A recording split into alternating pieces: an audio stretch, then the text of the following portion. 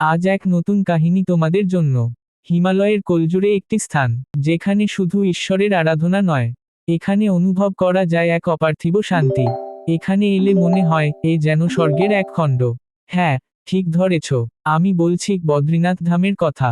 আজকের ভিডিওতে আমরা জানব বদ্রীনাথ ধামের সম্পূর্ণ ইতিহাস, যাত্রাপথ, আশেপাশের দর্শনীয় স্থান, অলৌকিক কাহিনী, সব কিছু। তাহলে তোমাদের বলি বদ্রীনাথ মন্দিরের পরিচয়। বদ্রীনাথ মন্দির উত্তরাখণ্ডের চামোলি জেলায় অবস্থিত, অলকানন্দা নদীর তীরে, 10,279 ফুট উচ্চতায়। এই মন্দিরটি ভগবান বিষ্ণুর, বদ্রীনারায়ণ, রূপে উৎসর্গীকৃত এবং এটি হিন্দু ধর্মের 4 ধামের অন্যতম প্রধান তীর্থস্থান। 4 ধাম হল বদ্রীনাথ, যা ভারতের উত্তর দিকে; রামেশ্বরম, যা ভারতের দক্ষিণ দিকে; পুরী, পূর্বে; দ্বারকা, পশ্চিমে।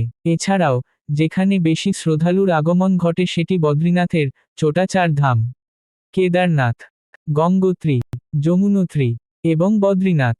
এর মধ্যে সর্বাপেক্ষা গুরুত্বপূর্ণ ধাম। ইতিহাস ও পৌরাণিক উৎস। পুরাণ অনুসারে, এই স্থানে একসময় ভগবান বিষ্ণু কঠোর তপস্যা করছিলেন। তুষারপাত ও শীতল বাতাস থেকে তাকে রক্ষা করতে দেবী লক্ষ্মী, বদ্রী গাছ রূপে তাকে ঢেকে রাখেন। এই জন্য এই স্থানকে বলা হয় বদ্রীনাথ, অর্থাৎ বদ্রীর স্বামী। আরেকটি মত অনুসারে, এই মন্দিরটি খ্রিস্টীয় 9ম শতকে আদিশঙ্করাচার্য আবিষ্কার করেন। তপস্যা শেষে তিনি বদ্রীনাথের মূর্তিকে অলকানন্দা নদী থেকে উদ্ধার করেন এবং পুনরায় মন্দির স্থাপন করেন। মূর্তিটি তৈরি শালগ্রাম শিলা থেকে, যা গণ্ডকী নদীতে পাওয়া যায়, এবং ভগবান বিষ্ণুর প্রতীক হিসেবে পূজিত। মন্দিরের স্থাপত্য ও বৈশিষ্ট্য। বদ্রীনাথ মন্দির একটি উত্তর ভারতীয় হিমালয়ান শৈলীর নির্মাণ। মন্দিরে একটি রঙিন গম্বুজ ও কাঠের কাঠামো আছে। প্রধান গর্ভগৃহে বসে আছেন শালগ্রাম শিলার তৈরি 1 মিটার উঁচু ভগবান বিষ্ণু মূর্তি, পদ্মাসনে, যোগ মুদ্রায়। এছাড়াও মন্দিরে রয়েছে গরুড়, কুবের, ঋষি নারদ, উদ্ধব ও নারায়ণ, এই সমস্ত দেবতাদের মূর্তি। প্রতি বছর লক্ষাধিক ভক্ত এখানে এসে প্রণাম করেন। কিভাবে যাবেন বদ্রীনাথ? সড়ক পথে, হরিদ্বার, ঋষিকেশ অথবা দেরাদুন থেকে সরাসরি গাড়ি বা বাস পাওয়া যায়। দূরত্ব প্রায় 315 কিলোমিটার ঋষিকেশ থেকে।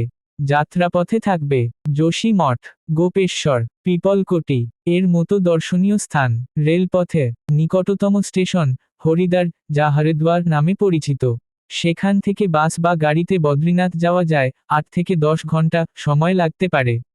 বিমানপথে, নিকটতম বিমানবন্দর জলি গ্রান্ট, যা দেহরাদুন এয়ারপোর্ট নামে পরিচিত।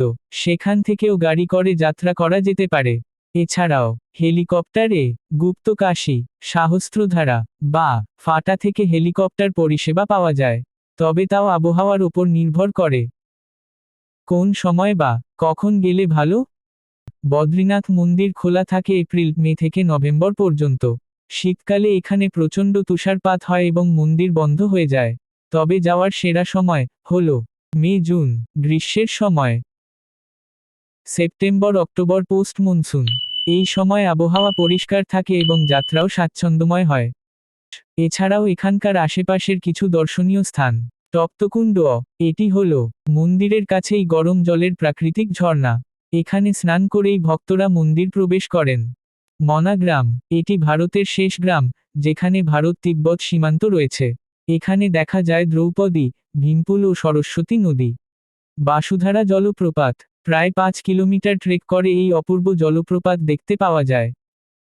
চরণপদুকা ও শতপন্থ, অত্যন্ত পবিত্র ট্রেকিং স্থান যা ভগবান বিষ্ণুর পদচিহ্ন বহন করে বলে ভক্তদের বিশ্বাস। লোকবিশ্বাস অনুযায়ী, বদ্রীনাথ ধামে গিয়ে ভগবানের দর্শন পেলে পাপ মোচন হয় ও মোক্ষলাভ হয়। অনেকে বলেন, এখানে অদ্ভুত এক শক্তির অনুভব হয়, যেন কোনো অলৌকিক আশীর্বাদ ঘিরে রেখেছে চারপাশকে। আরও আশ্চর্যের কথা, শীতকালে যখন মন্দির বন্ধ থাকে, তখন বদ্রীনাথ দেবের মূর্তি যোশী মঠে স্থানান্তর করা হয় এবং মন্দিরের দরজায় গঙ্গাজল দিয়ে সিল করে দেওয়া হয়। কিন্তু আশ্চর্যজনকভাবে 6 মাস পর দরজা খোলার সময় মন্দিরের ভিতর থেকে গঙ্গা জলের গন্ধ পাওয়া যায় এবং প্রদীপ জ্বালানো অবস্থাতেও থাকে। এটা ঈশ্বরের অলৌকিক লীলা বলে ভক্তরা বিশ্বাস করেন। যদি জীবনে একবার বদ্রীনাথ না যান, তবে যেন কিছুটা অপূর্ণ থেকে যায়। ভিডিওটি ভালো লাগলে অবশ্যই লাইক করুন, কমেন্টে জানান আপনি কখন গেছেন বা যেতে চান। আর সাবস্ক্রাইব করুন আমাদের চ্যানেল, এরকম আরও তীর্থ ও ঐতিহাসিক স্থান নিয়ে জানার জন্য।